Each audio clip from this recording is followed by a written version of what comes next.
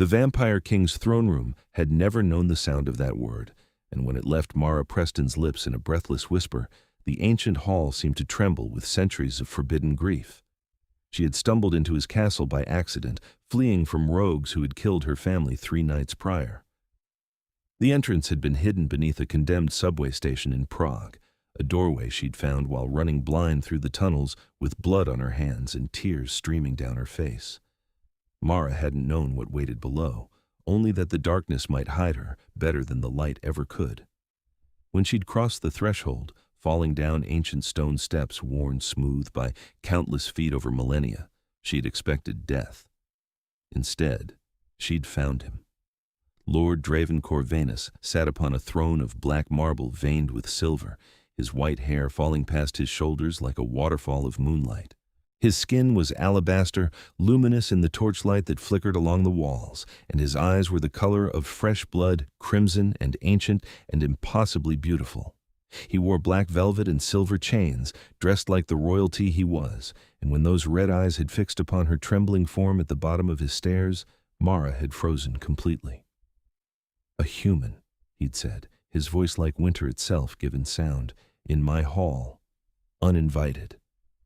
She should have died then. The laws of his kind, where absolute trespassers were executed, their blood offered to the court as tribute. But Draven had risen from his throne with preternatural grace, descending the dais with movements too fluid to be mortal, and instead of killing her, he'd simply studied her face. "You've been crying," he'd observed, and something in his tone had been almost gentle. "You smell of grief and terror." "Please," Mara had whispered, still on her knees from her fall. "Please, they killed them. They killed everyone." "Who did?" "I don't know. Men with fangs. Monsters. They came to our apartment and they just—" Her voice had broken, and she'd pressed her hands to her face, unable to continue. Draven had gone very still. When he spoke again, his voice had been colder than before, sharp as a blade. "Rogues. Unsanctioned kills within city limits." He'd turned to the shadows, addressing someone Mara couldn't see. "Find them. Bring them to me alive. I want to know who dares hunt in my territory without permission." That had been a week ago. Now Mara lived in a guest chamber within the castle, a prisoner of courtesy rather than chains. Draven had explained the situation with brutal honesty. She knew too much about their world to simply be released, but she was also innocent of any crime against his kind. He would grant her protection until the matter was resolved, and then he would decide her fate. "You understand that you cannot leave," he'd told her that first night, after his servants had brought her clean clothes and warm food. "Not until I'm certain you won't expose us to the human world above." "I understand," she'd replied, too numb with shock and grief to argue. "You also understand that many in my court will want you dead simply for existing here. You are a complication, Miss Preston, an unwelcome variable. Then why not just kill me yourself?" His red eyes had studied her for a long moment. "Because you came here fleeing death, not seeking it. Because those who murdered your family violated our oldest laws. And because—" He'd paused, something flickering across his pale features. "Because I am tired of unnecessary death." Now, 1 week later, Mara had learned the rhythms of this strange underground world. The castle existed in a pocket realm beneath Prague, accessible only through hidden doorways scattered throughout the city. It was vast, containing not just Draven's court but an entire society of vampires who had lived here for centuries. They followed strict laws, avoided drawing human attention, and maintained a careful balance between their world and the one above. Draven himself was fascinating and terrifying in equal measure. He ruled with absolute authority, but Mara had seen glimpses of something else beneath the cold exterior. The way he'd ordered his guards to give her space and privacy, the way he'd personally ensured she had books to read in her chamber, noticing she'd been bored. The way his expression softened, almost imperceptibly, when she'd broken down crying one evening, overwhelmed by memories of her murdered parents and younger brother. "I'm sorry," she'd gasped that night when he'd found her sobbing in the castle library. "I know I shouldn't be here. I know I'm just making everything harder for you." "Your grief is not an inconvenience," Draven had said quietly, settling into the chair across from her with inhuman grace. "Mourn as you need to, Mara Preston. This castle has known sorrow before." She'd looked up at him through tear-blurred eyes. You've lost people too? His jaw had tightened. Everyone loses people. It is the price of existence. But you're immortal. You could have the people you love forever. Immortality does not prevent loss, he'd replied, his voice suddenly heavy with something Mara couldn't name. It only ensures you live long enough to experience it repeatedly. There had been pain in his eyes then, ancient and deep, and Mara had wanted to ask what had hurt him so badly. But before she could find the words, he'd risen and left the library without another word. Now, standing in his throne room with his entire court assembled around them, Mara realized she'd made a terrible mistake. It had started when Lady Seraphine, one of Draven's advisors, had been questioning her about the attack. The vampire woman was beautiful and cruel, with white hair braided into an elaborate crown and eyes like chips of ice. She clearly resented Mara's presence and had been pushing for her execution since the beginning. "Tell me again how you escaped when your entire family was slaughtered," Seraphine had demanded, her voice dripping with suspicion. "How convenient that you alone survived." "I hid," Mara had said through gritted teeth, fighting to keep her voice steady. "I was in the bathroom when they broke down the door. I heard my mother screaming, and I—" Her throat had closed up, making it impossible to continue.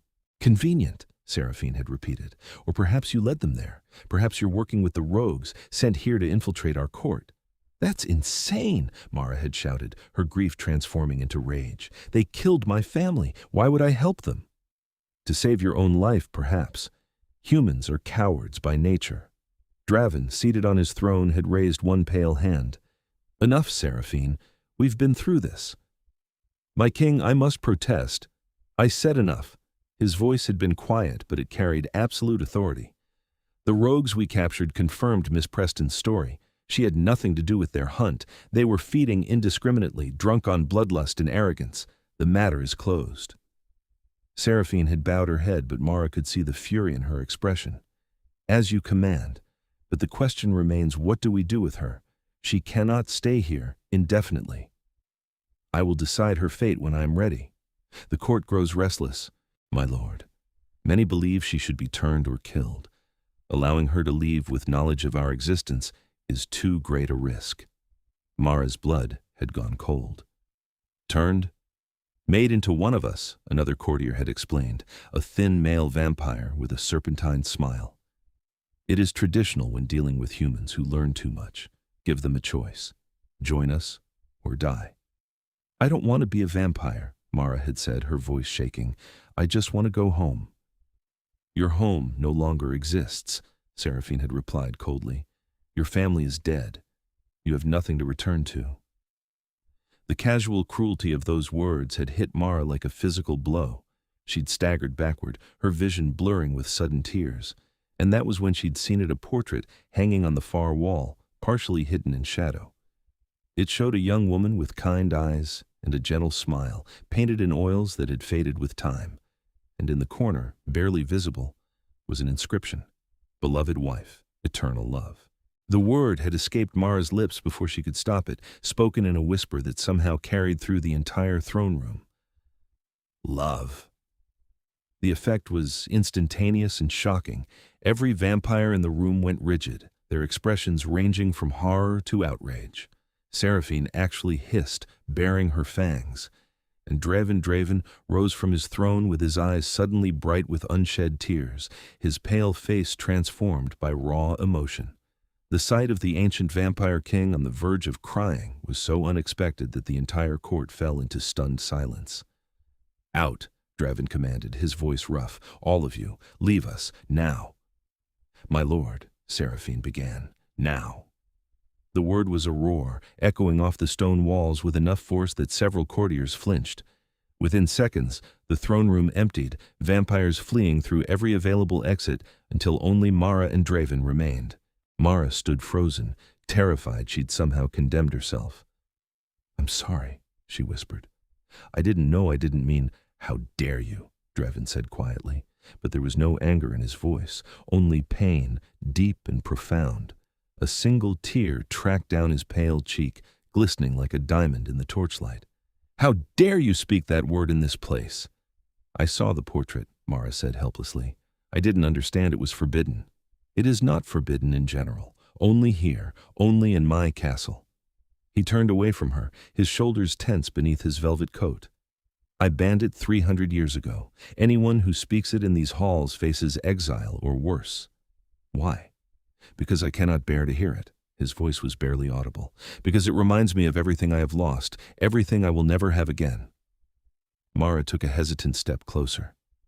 The woman in the portrait, was she your wife? Draven was silent for a long moment. Then, slowly, he nodded. Katerina. She was human, like you. I met her in 1710 in a village outside Prague. She was the daughter of a baker, kind and brave and beautiful. I should have stayed away from her.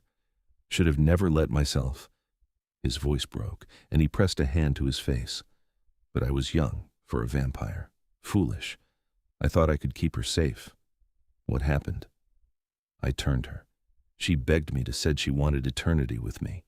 I refused at first, knowing the transformation is agonizing and not all humans survive it, but she insisted, and eventually I gave in. I was selfish. I wanted her forever. Another tear fell, and Draven made no attempt to wipe it away. The transformation failed. She died in my arms after 3 days of suffering, begging me to make the pain stop, and there was nothing I could do except watch her slip away. Mara felt her own eyes fill with tears. I'm so sorry. I swore that night that I would never speak of love again, would never allow it to be spoken in my presence. It is a weakness, Miss Preston, a lie that gives us hope where none should exist. Love killed Katerina as surely as poison would have. My love, my selfish, desperate love. That's not true, Mara said softly. She chose to take that risk because she loved you back. That's not weakness, that's courage. Draven turned to face her, his red eyes still wet with tears. You understand nothing of loss. Don't I? Mara's voice hardened. I watched my family die 1 week ago. I heard my mother's last scream. I found my little brother's body in the hallway, and he was only 12 years old. Don't tell me I don't understand loss. They stared at each other across the throne room, both of them broken by grief, both of them bleeding from wounds that would never fully heal. And in that moment, something shifted between them. Some invisible wall crumbled, leaving only raw honesty in its wake. I'm sorry, Draven said finally. You're right. Your pain is as real as mine. And yours is as valid as mine, Mara replied. Even if it happened centuries ago, grief doesn't have an expiration date. He moved toward her then, closing the distance with fluid grace until they stood only a few feet apart. Up close, Mara could see the ancient sorrow carved into his beautiful features, the weight of countless years pressing down on his shoulders. You are an unusual human, Mara Preston, he said quietly. Most people would have fled from me by now, or begged for their life. I did beg that first night. You showed me mercy. The least I can do is return the courtesy. She hesitated, then added, and I don't think you're the monster you pretend to be. I have killed more people than you can imagine. I have ruled this court with blood and fear for centuries. I am exactly the monster I appear to be. Monsters don't cry when they remember their dead wife. Monsters don't protect random human girls who stumble into their castle. Monsters don't ban a word because it hurts too much to hear it. Mara met his gaze steadily. You're not a monster, Draven. You're just someone who's been hurt so badly that you've forgotten how to be anything else. For a long moment, Draven simply stared at her. Then, slowly, he reached out and caught a tear from her cheek with one pale finger. You're crying too. Your story is sad. You cry for me, a vampire who holds you prisoner. You're not holding me prisoner. You're protecting me from your court and from the world above. There's a difference. Mara managed a weak smile. Though I admit the accommodations could use some improvement. Your guest chamber is freezing at night. Something unexpected happened then. Draven's lips curved into the faintest smile, so brief Mara almost missed it. I will have additional blankets brought to your room. Thank you. They stood together in the empty throne room, two damaged souls finding unexpected comfort in each other's presence. And outside, the entire vampire court whispered in shock about what they'd witnessed their cold, untouchable king shedding tears for the first time in 3 centuries. Over the following days, everything changed. Draven began spending more time with Mara. showing her parts of his castle she hadn't seen before. He took her to the underground gardens, where enchanted crystals provided light for night-blooming flowers. He showed her the library's restricted section, filled with ancient texts about vampire history and magic. He even brought her to his private chambers once, a suite of rooms decorated in dark elegance, and let her see the portrait of Katerina up close. "She had your smile," Mara observed, studying the painted face. "Kind and a little sad. She believed in goodness, even after learning what I was. She thought love could redeem anything." Draven stood beside her, his hands clasped behind his back. She was wrong, of course, but it was beautiful to believe for a time. Maybe she wasn't wrong. Maybe she just didn't live long enough to prove it. He glanced at her with those unsettling red eyes. "You have an annoying habit of challenging everything I say. Someone needs to. Your court just agrees with everything. They fear me. I know, it must be lonely." Draven went very still. Then, quietly, he said, "Yes, it is." Mara turned away from the portrait to face him fully. "Can I ask you something?" "You may ask, I may not answer." "Why are you being so kind to me? I'm nobody. Just a human who stumbled into your world by accident.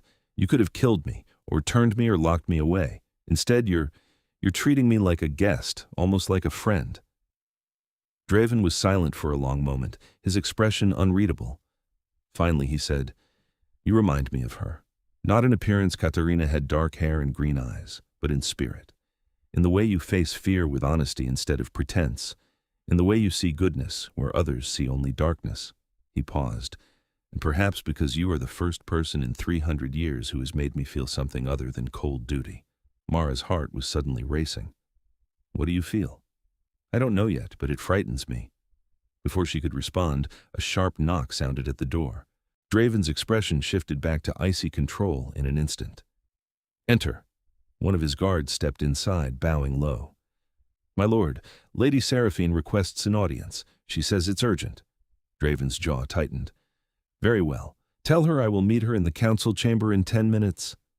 He waited until the guard left, then turned back to Mara. "I should attend to this. Will you be all right returning to your chambers alone? I know the way by now." "Mara." He caught her hand as she moved toward the door, his fingers cool against her skin. "Be careful. Seraphine grows more resentful each day. She may try to harm you when I'm not present to stop her." "I'll be careful," Mara promised. "But Draven, you can't protect me forever. Eventually you'll have to decide what happens to me." His grip on her hand tightened briefly. "I know." Mara left his chambers with her heart in turmoil. She was falling for him. She could no longer deny it. The vampire king, who had banned the word love from his castle, was slowly, inexorably stealing her heart. It was insane and impossible and completely reckless, but she couldn't help it. Beneath his cold exterior, Draven was gentle and thoughtful and desperately lonely. He understood loss the way she did. He knew what it meant to have your entire world torn away in an instant. She was so lost in thought that she didn't notice the figure waiting in the shadows near her chamber until a hand grabbed her arm and yanked her into an empty corridor. "You stupid, stupid girl!" Seraphine hissed, her beautiful face twisted with rage. "Do you have any idea what you've done?" Mara tried to pull away, but the vampire's grip was like iron. "Let go of me!"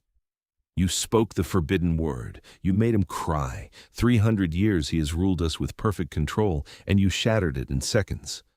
"I didn't know it was forbidden. Ignorance is not an excuse." Seraphine's eyes were wild, almost mad. "He's changing because of you, becoming soft, weak. The court whispers that he's falling under your spell, that you're manipulating him somehow." "That's ridiculous. I'm just a human." "Exactly. You're just a human, and yet you've accomplished what none of us could in centuries. You've made him feel again." Seraphine leaned closer, her breath cold against Mara's face. "He loved Katerina more than life itself. When she died, he locked his heart away so tightly that nothing could reach it. We accepted it, adapted to it, built our entire society around his ice and control. And now you appear, and suddenly he's laughing and crying and acting like the young vampire he was before she died.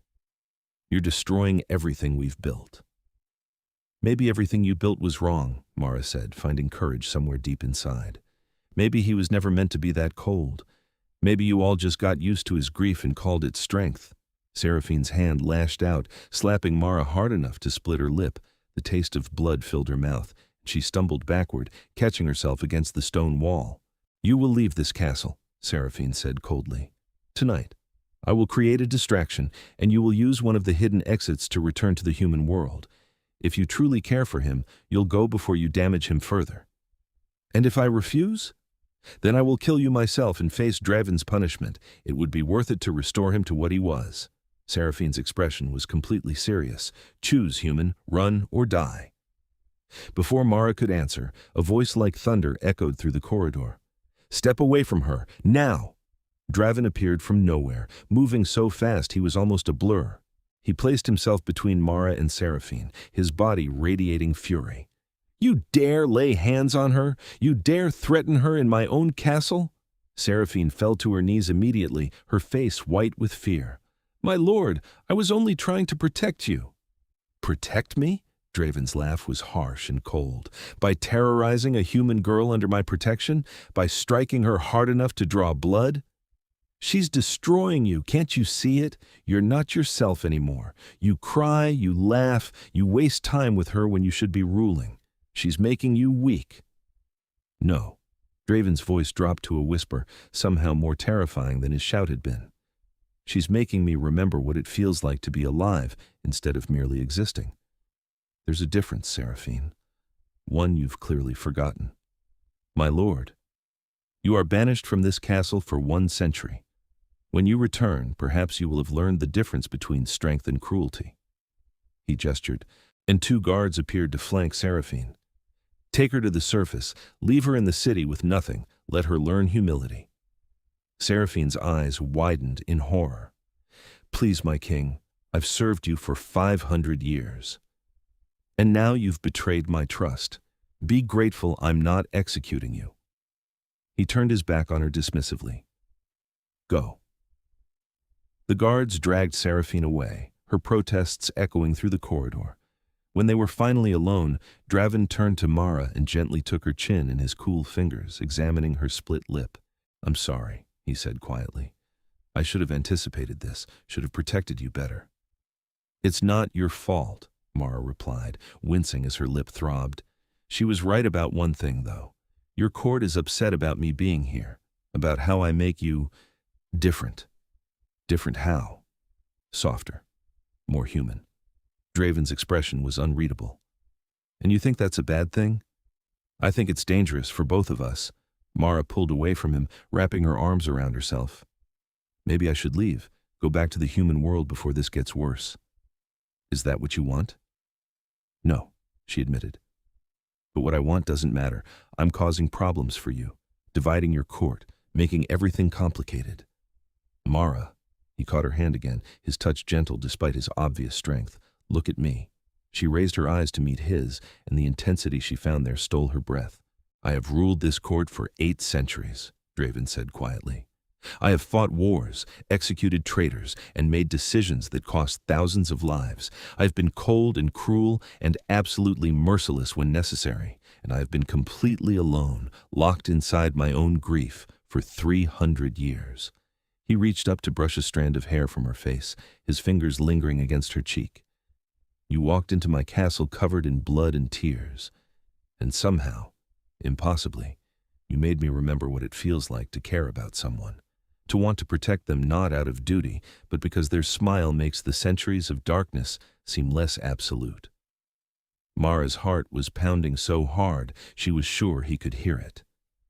"Draven, I don't know what this is between us. I don't know if it's wise or even possible, but I know I'm not ready to let you go." His thumb traced her lower lip, careful of the injury. "Stay, please, not as my prisoner, but as whatever you wish to be." "What if I wish to be more than just a guest?"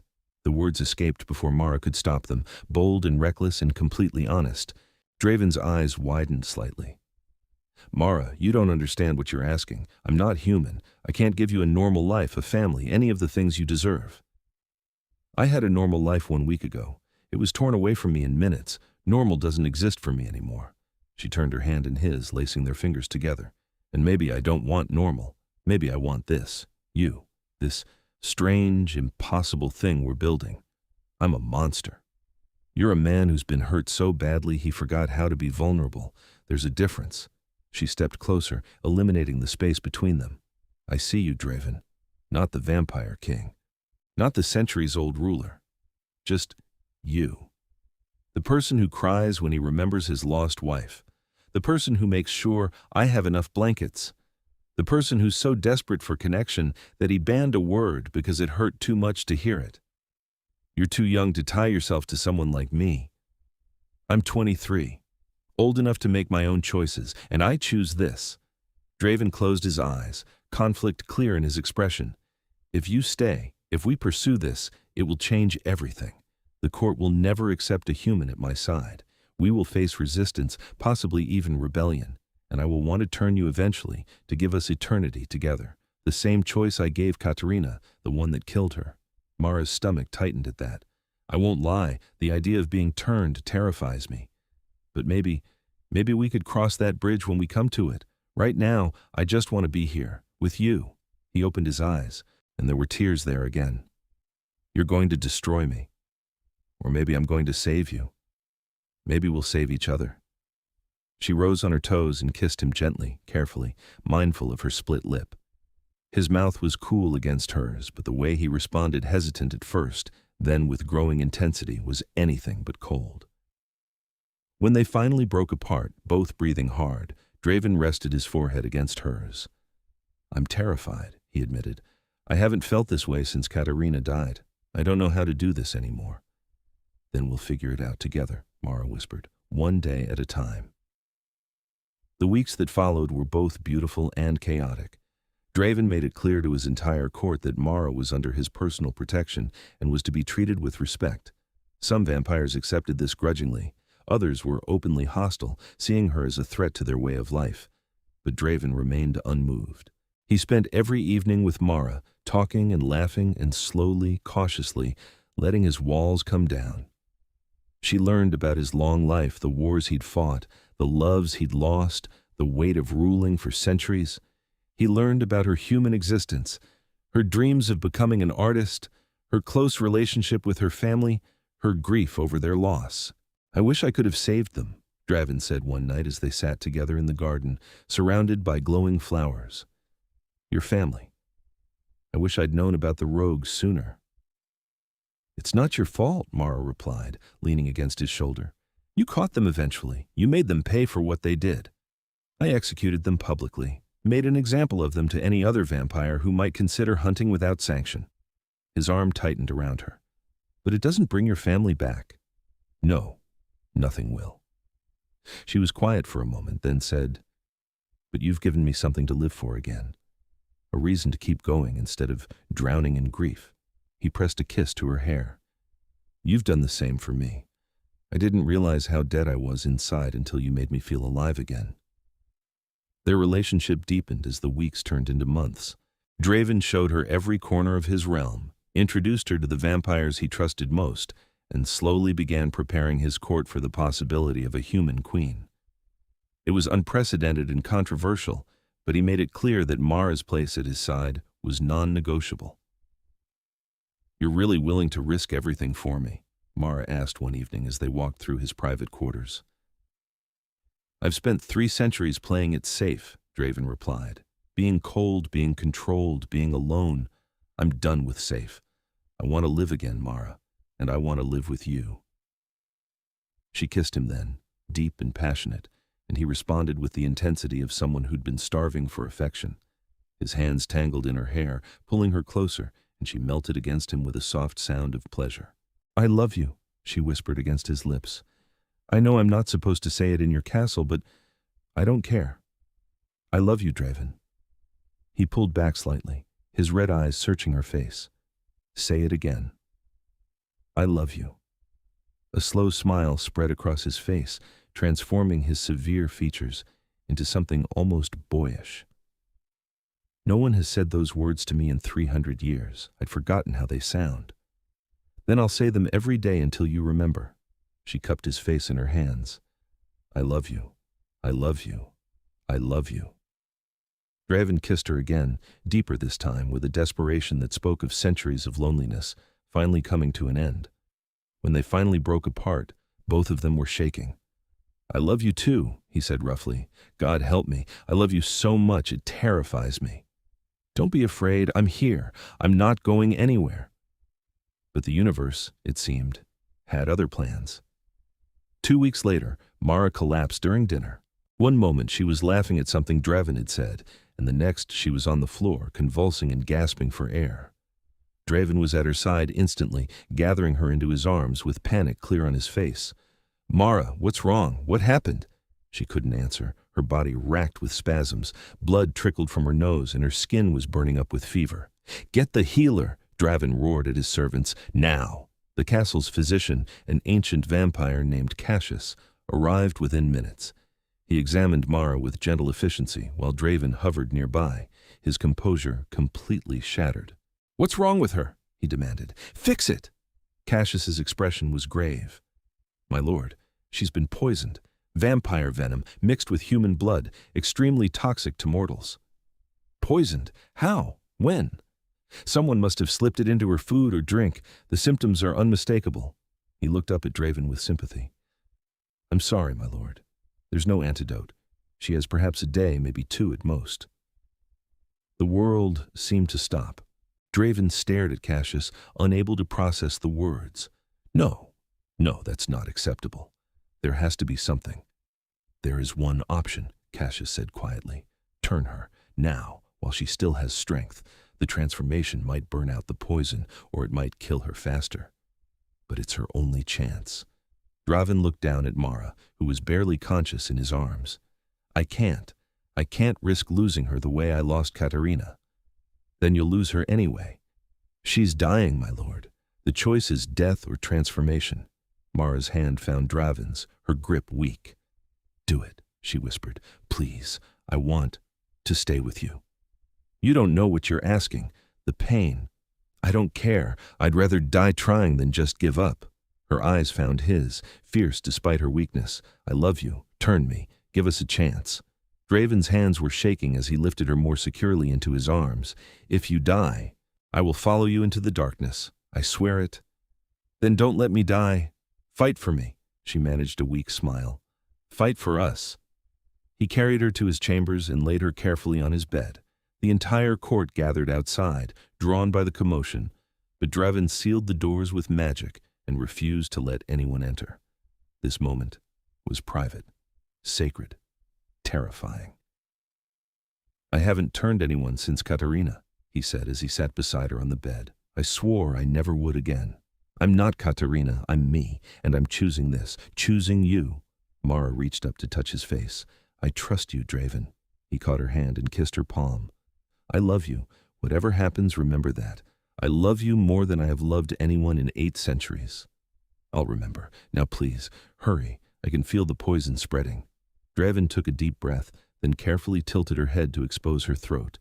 His fangs extended, sharp and gleaming in the candlelight. For a moment, he hesitated, terror clear in his eyes. "It's okay," Mara whispered. "I'm ready." He bit down, and the world exploded into sensation. Mara felt his venom flooding her system, burning like liquid fire through her veins. It was agony, worse than anything she could have imagined, and she screamed until her voice gave out. Draven held her through it all, his own tears falling onto her skin as he whispered apologies and promises and prayers to gods he no longer believed in. The transformation took 3 days. 3 days of Mara thrashing and burning and begging for death, while Draven never left her side. He held her when she convulsed, cooled her fever-hot skin with damp cloths, and talked to her constantly even when she couldn't respond. "Come back to me," he pleaded on the 2nd day, when her heartbeat had slowed to almost nothing. "Please, Mara, don't leave me alone again. I can't survive it. I won't." On the 3rd day, her heart stopped completely. For 10 agonizing minutes she lay completely still, and Draven collapsed beside her, sobbing like his soul was being torn apart. "Not again," he choked out. "Please, God, not again. Take me instead. Take anything, but don't take her." And then Mara gasped, her eyes flying open to reveal irises that had turned from brown to a deep crimson. She sat up with inhuman speed, her new senses overwhelming her with input. She could hear everything: heartbeats from floors below, conversations happening in distant chambers, the rustle of fabric and the flicker of flames. She could smell blood and magic and old stone, and when she looked at Draven, she could see him with perfect clarity, every detail of his beautiful tear-stained face. "I'm alive," she whispered, her voice different now, stronger. "I made it." Draven pulled her into his arms with a desperate sound, holding her so tightly it would have crushed her human body. "You made it. You survived. Oh God, you survived." She clung to him just as fiercely, her new strength matching his. "I told you I wasn't going anywhere." They held each other for a long time, both of them shaking with relief and joy and residual terror. When they finally pulled apart, Draven cupped her face in his hands and kissed her with a tenderness that made her heart ache. "Welcome to eternity," he said against her lips. "My love, my queen, my everything." Mara smiled, feeling the unfamiliar weight of fangs in her mouth. "I like the sound of that." The court's reaction to her successful transformation was mixed. Some were relieved, seeing it as a solution to the human problem. Others were resentful, particularly those who had hoped Draven would choose one of them as his mate. But Draven made his position clear immediately. "Mara Preston is now Mara Corvenus, my consort and future queen," he announced to the assembled court the day after her transformation. "Anyone who challenges her position challenges me directly. Anyone who harms her will face permanent execution. Are we understood?" The court bowed in acknowledgement, though Mara could sense the undercurrents of resentment from some quarters. She was too new, too human, too different. But she also had Draven's love and protection, which made her untouchable. Over the following months, Mara adjusted to her new existence. The bloodlust was difficult at first, the constant hunger, the overwhelming urge to hunt. But Draven taught her control, showed her how to feed without killing, and gradually she learned to manage her new instincts. "You're doing remarkably well," he told her one evening as they returned from a supervised hunt. "Most newborn vampires struggle for years with basic control. You've mastered it in months." "I had a good teacher," Mara replied, linking her arm through his, "and strong motivation. I refuse to be the kind of monster who kills innocents." "You could never be that. Your humanity is too strong." He kissed her temple. "It's one of the things I love most about you." As time passed, Mara also began to understand the politics of Draven's realm. His court wasn't just a social gathering, it was a complex web of alliances, rivalries, and ancient grudges. Several vampires were vying for power, hoping to replace Draven or at least gain more influence. And Mara's presence had disrupted the carefully maintained balance. The most dangerous opponent was Lord Corvus, an ancient vampire who had served as Draven's advisor for centuries. Unlike Seraphine, who had acted out of misguided loyalty, Corvus was coldly calculating. He saw Mara as a weakness to exploit. "She's changing you, my king," Corvus said during a private council meeting that Mara attended at Draven's insistence, "making you soft, distracted." "She's making me happy," Draven replied evenly. "Something I haven't been in 3 centuries. I failed to see the problem. The problem is that happiness is a luxury we cannot afford. We are vampires, not humans. We survive through strength, not sentiment." "And I say we can have both." Draven's voice hardened. "I've ruled through fear and coldness for 800 years, Corvus. It's time to try something different." "Different doesn't mean better." "No, but it means I'll no longer be a hollow shell going through the motions of existence. Mara has given me a reason to truly live again. I won't apologize for that." Corvus's eyes glittered with something dark and dangerous. "Very well, my king. I hope your newfound happiness doesn't cost us everything." After the meeting, Mara voiced her concerns to Draven. "He's planning something. I could feel it." "I know. Corvus has always been ambitious, but he's also smart enough not to move against me directly." Draven pulled her close, wrapping his arms around her waist. "Don't worry. I'll handle him. I don't want you to have to choose between me and your court. There's no choice. You come first, always." He kissed her deeply, and Mara melted into him, her new vampire senses making every touch more intense than before. They were happy, truly happy, for several months. Draven continued to teach Mara about vampire society, introduced her to allies from other courts, and gradually prepared the realm for her coronation as queen. Mara, in turn, brought warmth and life back to the castle. She convinced Draven to host celebrations, to allow music and laughter in halls that had been silent for too long. She even managed to lift the ban on the word love, though Draven insisted on doing it officially during a court ceremony. "I decreed 300 years ago that this word was forbidden in my castle," he announced to the assembled vampires, with Mara standing proudly at his side. "I did so out of grief and pain, believing that love had only brought me suffering. But I was wrong. Love brought me Katarina, who taught me what it meant to care for someone beyond myself. And love brought me Mara, who reminded me that even after centuries of darkness, light can still break through." He turned to her, taking her hands in his. "I love you, Mara Corvenus, and I'm no longer afraid to say it." The court erupted in a mixture of applause and uneasy murmurs, but Mara only had eyes for Draven, her heart swelling with emotion. "I love you too," she said clearly, her voice carrying through the hall, "now and forever." But their happiness was short-lived. 2 weeks later, Corvus made his move.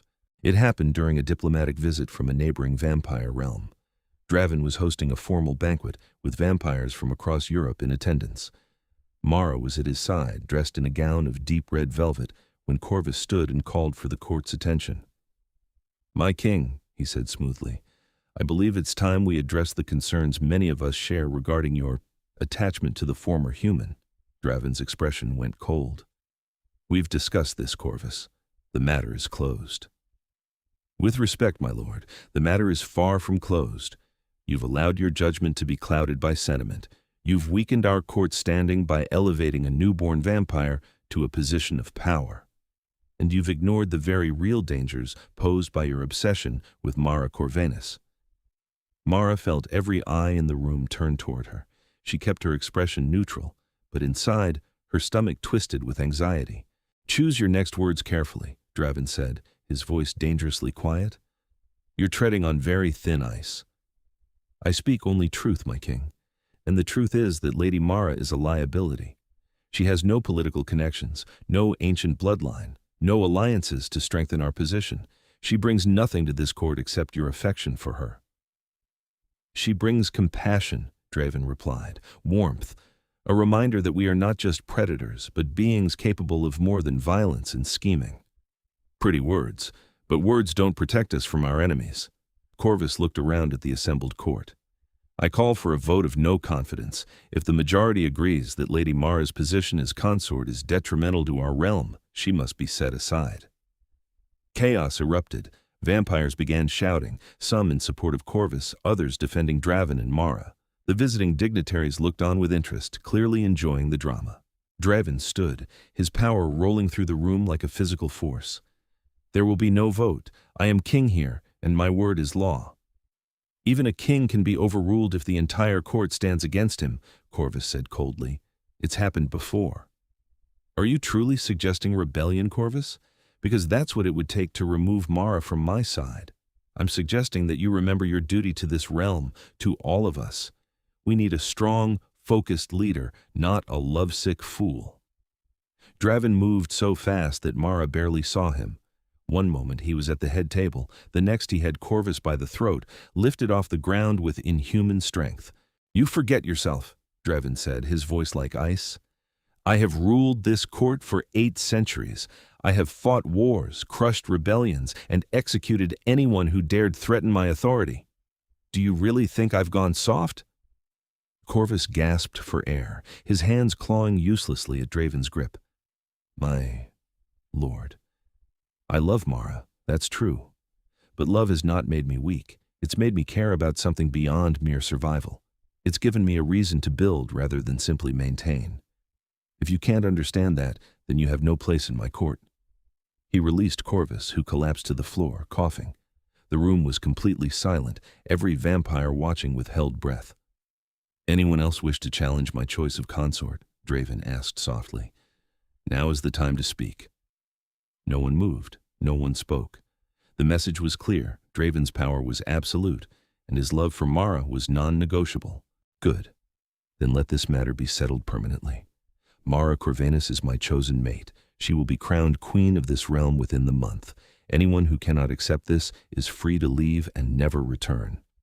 He helped Mara to her feet, his hand gentle despite the violence he'd just displayed. "This banquet is over. Everyone leave, now."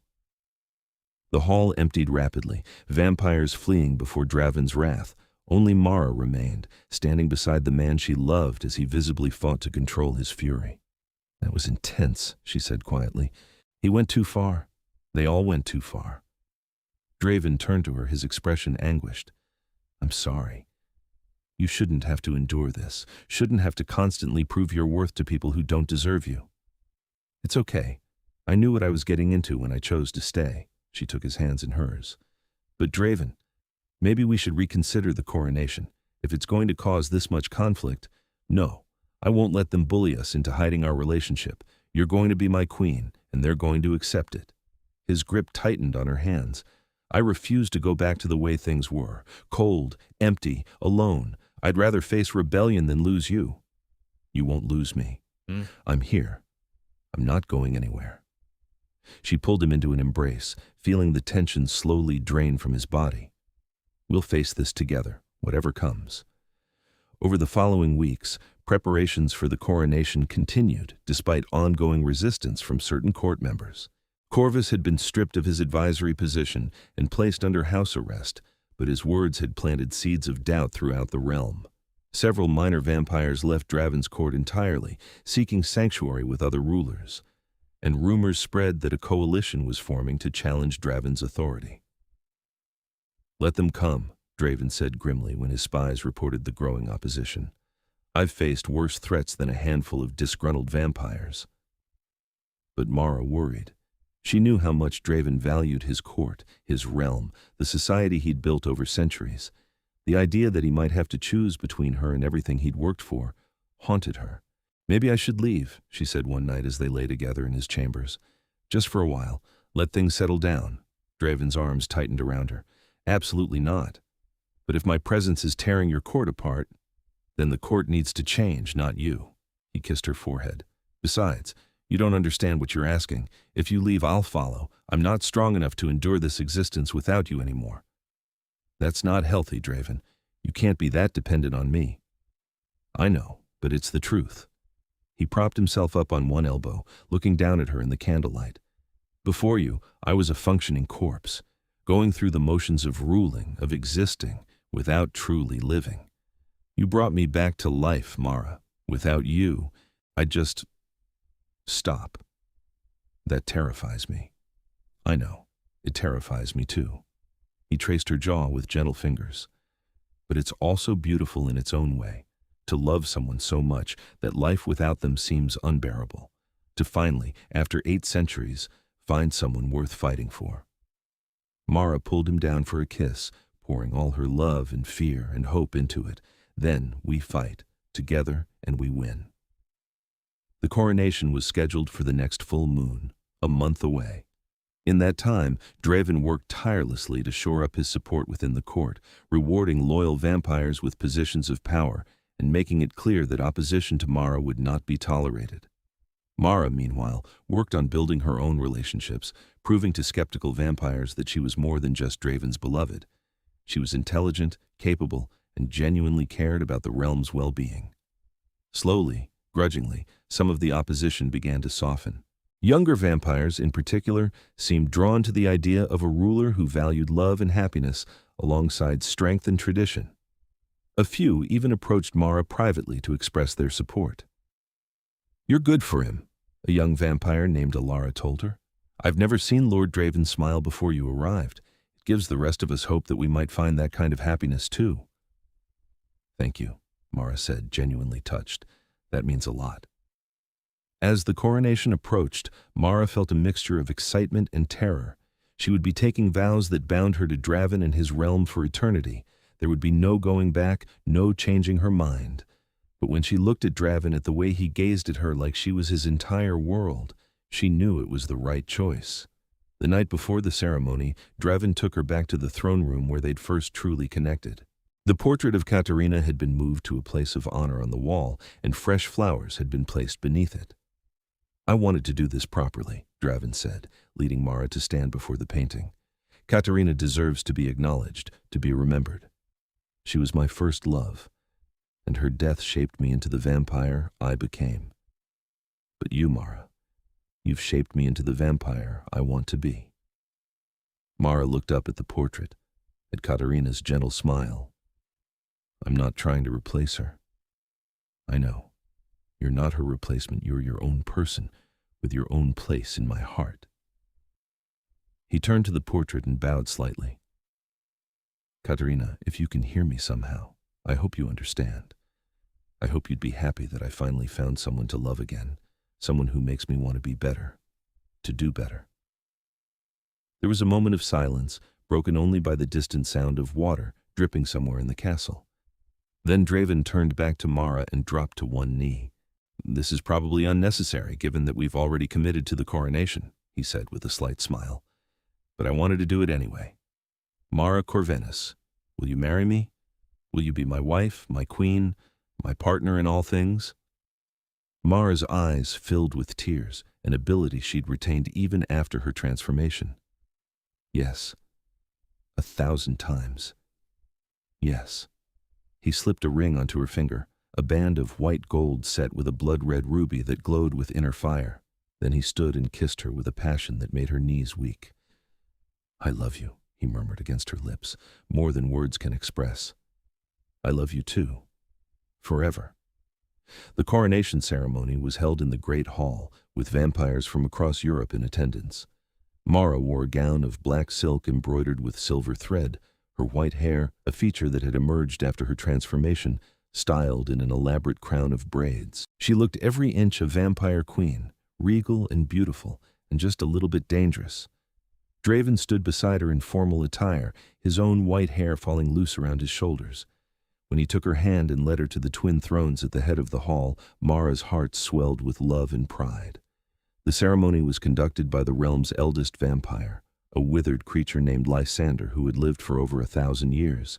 He spoke in an ancient language that Mara's new vampire mind understood instinctively, binding her to Draven and to the realm with magic and blood. "Do you, Mara Corvenus, swear to rule alongside Draven, to protect this realm and its people, to uphold our laws and traditions?" "I do," Mara said clearly.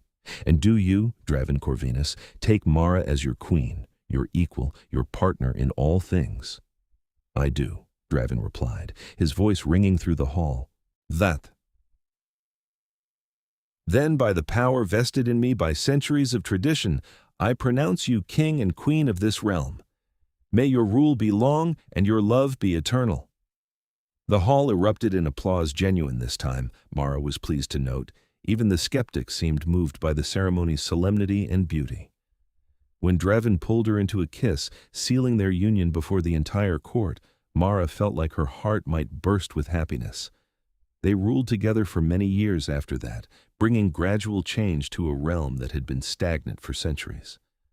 Mara's influence softened some of Draven's harsher policies, while Draven's strength and experience gave weight to Mara's compassionate ideas.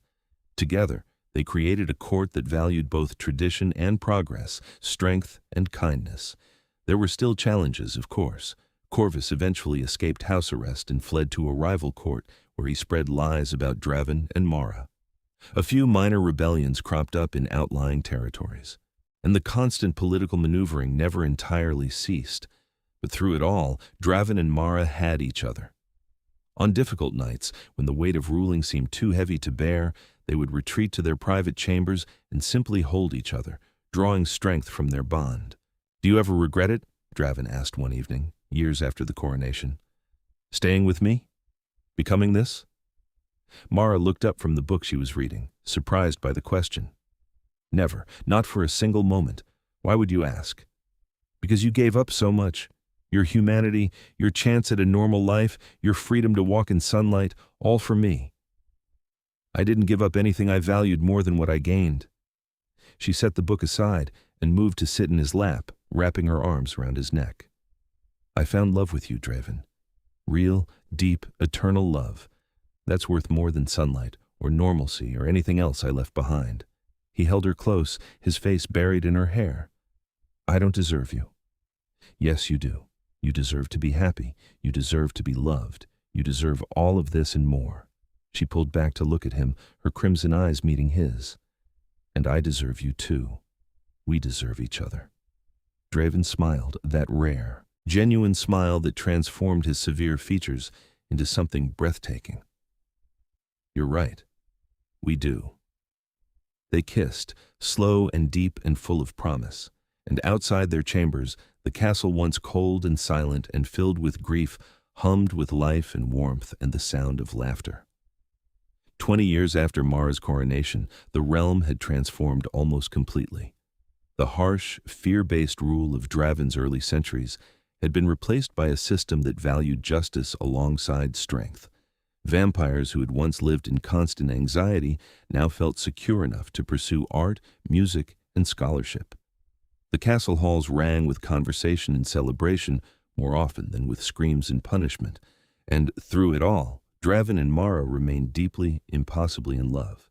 We should travel, Mara suggested one evening as they stood on one of the castle's high balconies, looking out over their realm.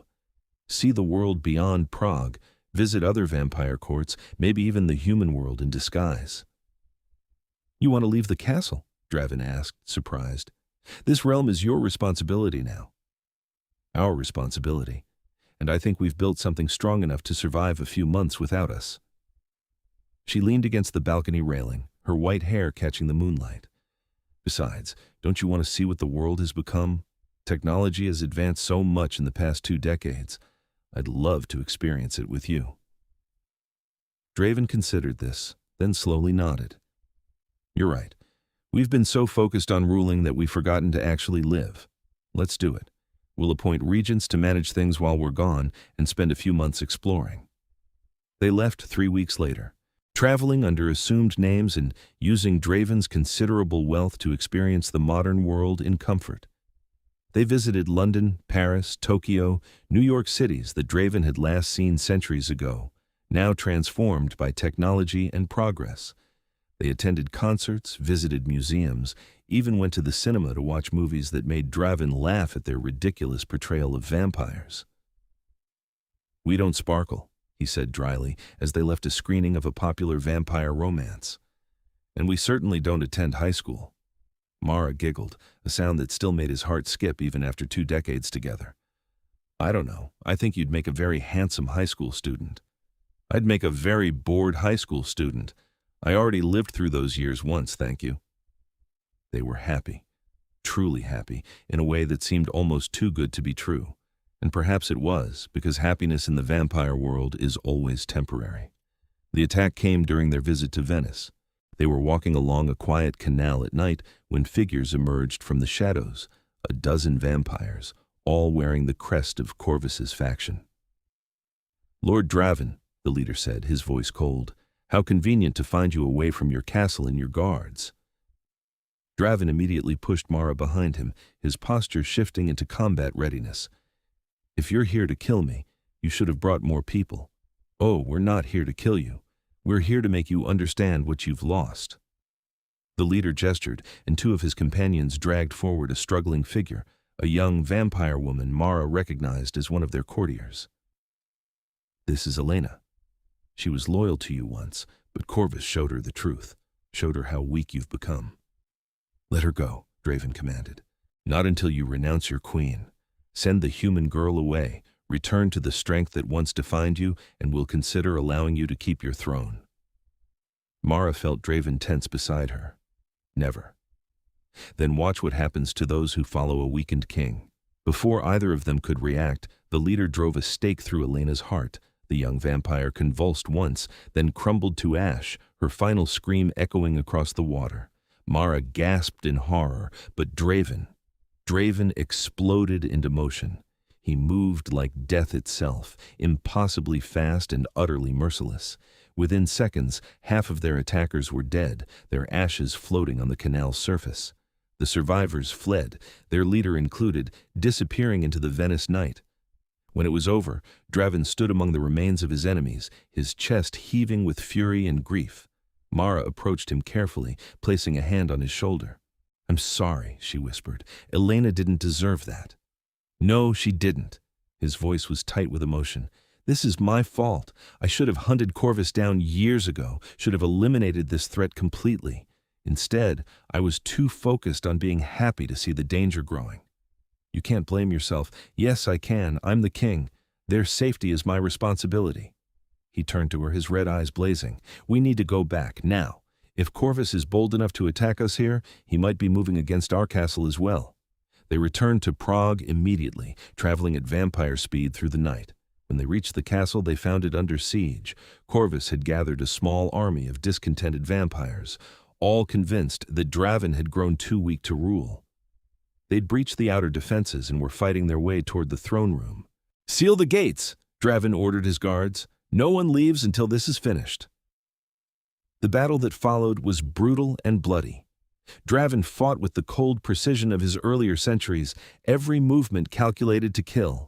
Mara fought beside him, her newborn strength augmented by desperation to protect their home. Together, they cut through the attackers like a storm through grass. But Corvus was waiting in the throne room, seated mockingly on Draven's chair. "Welcome home, my king," he said with a cruel smile. "I've been keeping your seat warm." "Get up," Draven said quietly, "before I remove you from it by force. Come now, is that any way to greet an old friend? I've been trying to save you, Draven, trying to show you how far you've fallen. This human girl has destroyed everything you built." "This human girl," Mara said sharply, "is standing right here. If you have something to say about me, say it to my face." Corvus's smile widened. "Very well. You're a disease, Lady Mara. A poison that's infected our king and weakened our realm. Before you, we were strong, feared, untouchable. Now we're a laughingstock among other courts. The great Draven Corvenus, brought low by love." "Love didn't bring me low," Draven replied. "It lifted me up, gave me something worth protecting beyond simple power. You can't understand that because you've never loved anything in your miserable existence.